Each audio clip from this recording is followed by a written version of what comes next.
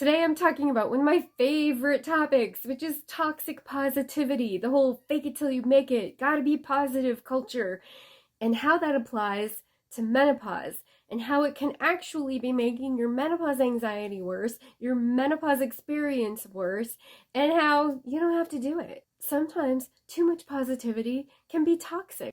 Hi, I'm Jen Kunkel, and I know some women prioritize and value natural solutions. Menopause does not have to be an exception. So I help women stop menopause anxiety without medications, without HRT. So if that's important to you, I got your back. All right, so let's explore the dark side of positivity culture. Have you ever heard anybody say that to you? Like you're complaining about something, it's like, look at the bright side. Oh, stay positive.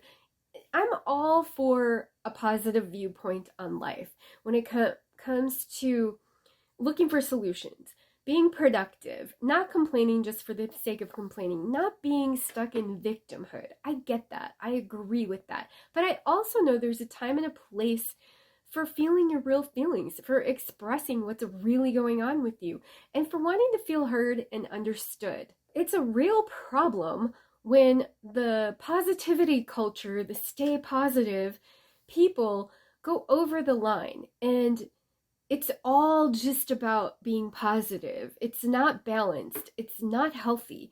And the problem that comes in is you don't feel really free, or you almost feel shame and guilt for expressing how you're really feeling. It's like you're feeling like, man, I feel this pressure to be up all the time, to be like on all the time, right? I don't know what's with my air quotes. Today I'm like air quote-aholic. Today I'm gonna try to chill out on that. Okay. You feel this pressure to just always be on and always be happy smile on your face. And sometimes you just really don't feel like it. And I think it's okay to express how you really feel as long as you're doing it in a healthy way. You know, I'm not talking about going through a negativity spiral and staying in this pit and wallowing it and always constantly like crying like the victim, right? But there's that other extreme where it's too much positivity. You need a healthy balance of expressing your true, authentic feelings. There are some days when we just feel like the world is beating the crap out of us, and it is okay to express this. So when the world of the toxic positivity comes in and starts raining on you, raining its sunshine and rainbows and butterflies, when you're feeling like a cockroach or something, it makes you feel more like a cockroach. It makes you feel like you are wrong for having the feelings that you're feeling. And guess what? When you start feeling like you're wrong for expressing your authentic self, that brings on anxiety, because anxiety and stress is a reaction to social conditioning that tells you don't be your authentic self. Don't feel the way you feel. That's wrong. It's almost like too much positivity is telling you you're wrong for feeling your feelings. And your feelings are valid. Your experience is valid. It's not going to be fixed by just slapping a fake smile on your face and pretending it isn't real. How it's going to become better is by actually authentically feeling whatever it is you're feeling. And it's great to have someone to be able to talk to that really hears what you're saying, and you can kind of, get that out in a healthy way without feeling shame or guilt for expressing it, or even you might even feel shame or guilt without expressing it, just by feeling it if your environment has too much toxic positivity. And a big problem with that is if you feel like you have shame and guilt for the feelings you're feeling and you never actually express them, the experiences that you're having, and you never express what's really going on for you, like the kind of symptoms that you're having or the fact that you are having anxiety.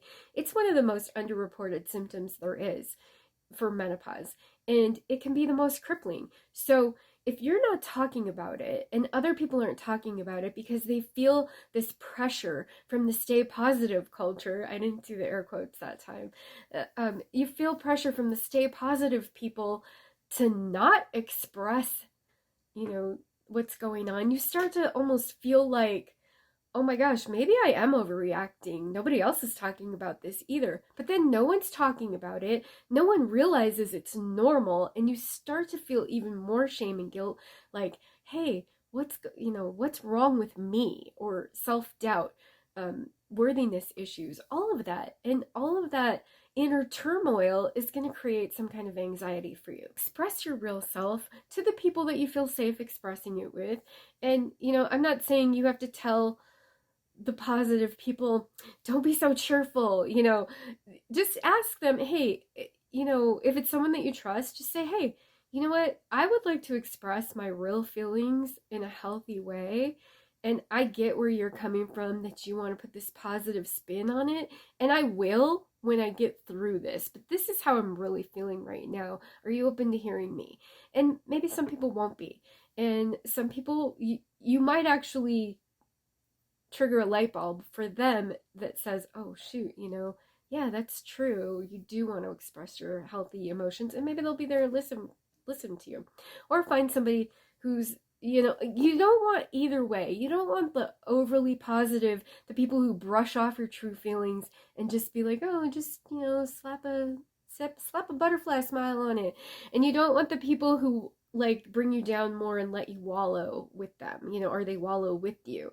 You want something in the middle that lets you express your authentic self in a healthy way. Does that make sense?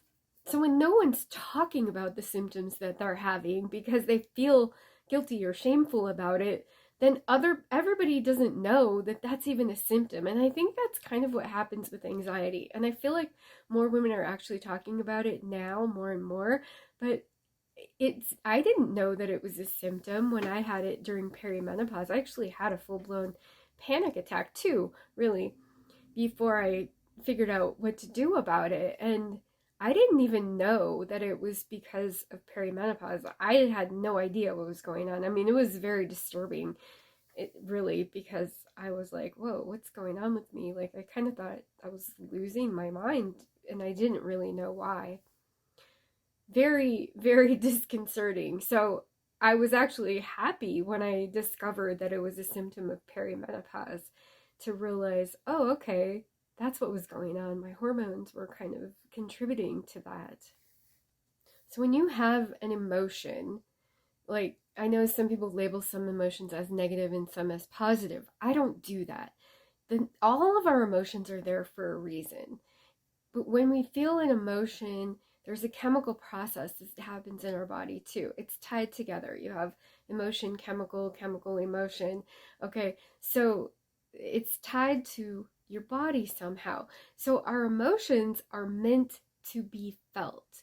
And the problem that happens with toxic positivity is if your process of feeling your true emotions is interrupted, that cycle is interrupted, those chemicals don't get processed all the way through your body, and your emotion and those chemicals stay trapped in your body, and you end up with a trapped emotion in your body, and you need to release that. It starts to show up as a pattern. It's like an energetic imprint that you're carrying around with you because you didn't authentically, healthily express that emotion and have the entire process complete. It was interrupted. So now you're carrying around this energetic imprint in your body, and it's almost like you attract more of it in your life as that happens. So definitely that is a downside of toxic positivity. I go into a full, much longer discussion of this in a podcast episode, and I will include that in the description here so you can listen to the entire podcast if you'd like to. But the bottom line is, fake it till you make it has always been one of my biggest pet peeves. So don't fake it until you make it. Healthily express yourself.